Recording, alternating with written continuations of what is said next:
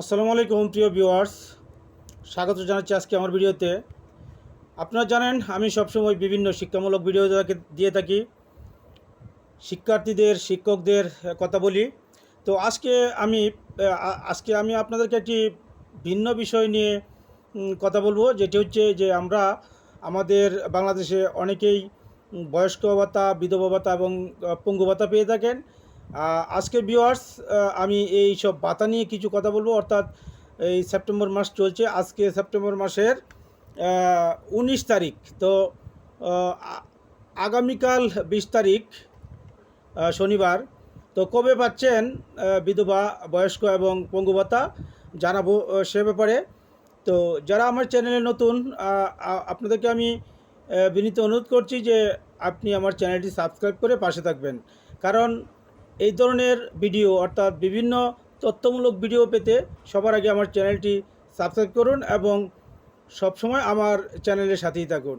তো আসুন আমরা জানি যে বয়স্ক ভাতা, বিধবা ভাতা এবং পঙ্গু ভাতা আমরা কবে পেতে যাচ্ছি। আমাদের যারা আছেন, ভাতাভোগী যারা আছেন, আমরা কবে পাবো বয়স্ক ভাতা, বিধবা ভাতা এবং পঙ্গু ভাতা। তো সেপ্টেম্বর মাসের আজকে 19 তারিখ। তো এই পর্যন্ত যেটা জানতে পেরেছি যে অনেকের টাকা কিন্তু ইতিমধ্যেই ঢুকছে। আর আগামী সামনেই 28 তারিখ থেকে দুর্গাপূজা।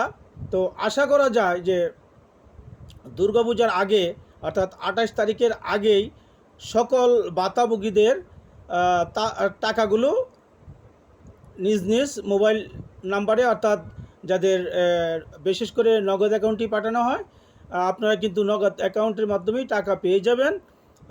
আশা করা যায় যে দুর্গাপূজার আগে অর্থাৎ 25 তারিখ নাগাদ পাবেন। তো আমি এখন একটা কথা বলে রাখি যে আসলে সমাজসেবা অধিদপ্তর থেকে এটা নিয়ন্ত্রণ করা হয়।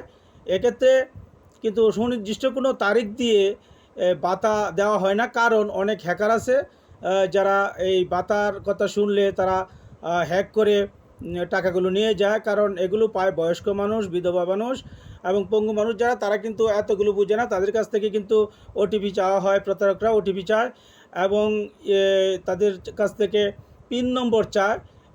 এইভাবে তারা কিন্তু টাকা হ্যাক করে নিয়ে যায়। তো যারা ভাতা পান, বয়স্ক ভাতা, বিধবা ভাতা এবং পঙ্গু ভাতা পান, আপনাদের উদ্দেশ্যে আমার একটি পরামর্শ হলো যে আপনাদেরকে যদি কেউ ফোন দিয়ে বলে যে আমার টাকা, আপনার পিন নম্বরটা দেন, আপনার ওটিপিটা দেন, আপনারা অবশ্যই কাউকে এই বিষয়টা শেয়ার করবেন না।